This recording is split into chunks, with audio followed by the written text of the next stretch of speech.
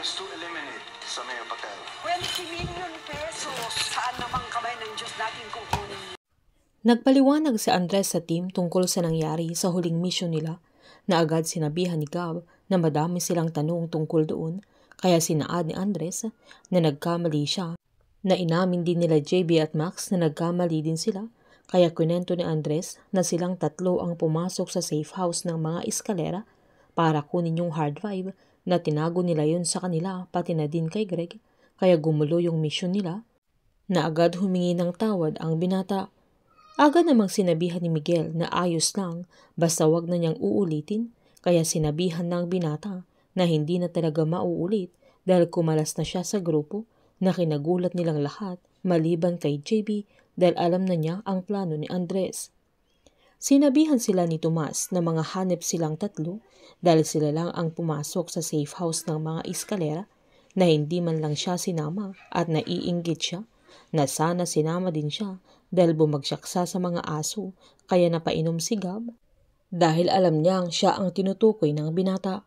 Sinabihan ni Max na wag niya silang gayahin dahil lagot din siya kay Greg na nagmayabang pa ito, pero agad sinaad ni Tomas na hindi siya kinakabahan at hindi natatakot dahil kahit wala siya sa ganung klaseng trabaho ay mamamatay at mamamatay din siya dahil sa klase ng trabaho na meron siya, dahil bilang taga-collect ng mga pautang ay nanganganib ang buhay niya. Pero sinaad niyang sumali siya sa grupo at narealize niya na kahit mauuna siyang mamatay ay okay lang dahil namatay siya na lumalaban. Sabay tinanong niya ang team kung ano ang dahilan na bakit nasa team din sila, na dahil lang ba sa pera, na totoo mang kailangan nilang lahat ng pera, pero hindi lang naman siguro yun ang dahilan kung bakit kabilang sila sa team. Giniit ni Max na ayaw niyang magsalita para sa lahat, pero para sa kanya ay yun na yung pinakamalapit na pwede niyang gawin para makabalik siya sa serbisyo. Mangiyak-ngiyak namang sinabi ni Gab na namatay yung mami niya, kaya na-depress siya noon, na nag-awol ito at noong panahong akala niya ay kaya na niyang magtrabaho at handa na siya, na gusto na niyang bumalik at idepensa ang sarili niya, ay huli na ang lahat dahil siniraan na siya ng daddy niya, na ginamit niya lahat ng contacts niya para maalis siya sa serbisyo. Dahil ang gusto niya ay bumalik ito sa kanya, na ganun lang talaga sila mag-asarang magama na nagpapasakitan, kaya kinomfort naman agad nila Miguel at Max. Sinabihan naman sila ni Tomas na lahat sila ay may kapalpakan, pero silang lahat ay ang sandata nila ay ang kanilang mga puso. Sabay sinabihan nga si Andres na mamimiss niya ang binata. Giniit naman ni Andres na magkikita-kita pa naman sila, na baka mas maganda pa na magkikita sila na wala sa trabaho dahil puro bakbakan sila laging magkakasama, kaya nagtawanan ang lahat.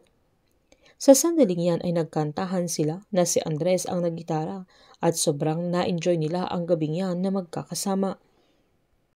Kinaumagahan naman ay nag-report ang team sa bahay ni Greg dahil may bago silang misyon pero wala pa ito doon. Habang hinihintay nila ay sinabihan sila ni Tomas na naninibago siya dahil wala si Andres, na parang wala nang sasalo sa kanya. Habang nagsimula nang maghanap si Andres kung saan niya pwedeng mahanap ang tungkol sa Pacifico Company, na wala siyang kalamalam na sinundan ng tracker ni Greg kung nasaan ang binata. Nagulat siya nang dumating si Greg, na agad niyang tinanong kung ano ang ginagawa niya doon. Agad namang sinabihan ni Greg at tinanong niya kung ano ang ginagawa ni Andres, sabay sinaad nito may bago silang kontrata at gusto niya kasama ng team ang binata. Kailangan ni Andres ng malaking halaga para mabili niya ulit yung lupa nila dahil tinitinda na ni Emil, at ang tanging paraan para makumpleto ang pera niya ay babalik siya sa grupo. Lalo't sinuyo siya ni Greg at okay na din siya sa kanyang mga ka-team.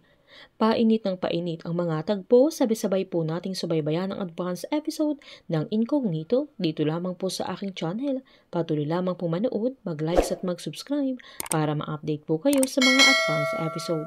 Marami pong salamat.